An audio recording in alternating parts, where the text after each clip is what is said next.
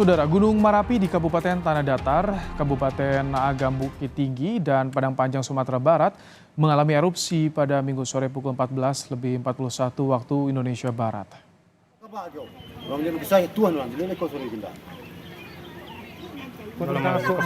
Berdasarkan data PVMBG, terjadi erupsi Gunung Merapi di Provinsi Sumatera Barat pada sore ini.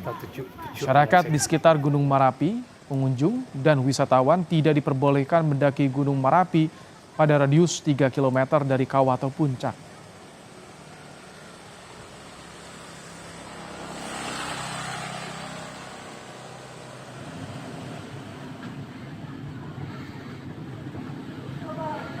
Dari video amatir warga, awan panas erupsi Gunung Merapi di Tanah Datar, Sumatera Barat terpantau meluncur dari arah puncak. Sampai Minggu sore ini, masyarakat di radius 3 km sekitar kawah dan puncak diminta tidak menaiki kawasan Gunung Merapi.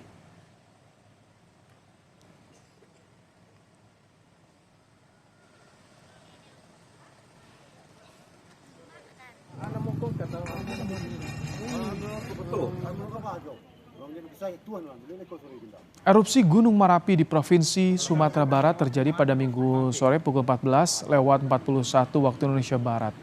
PVMBG setempat menyatakan status erupsi Gunung Merapi berada pada status level 2 waspada. Masyarakat saat ini diimbau tidak berada di sekitar kawah dan puncak.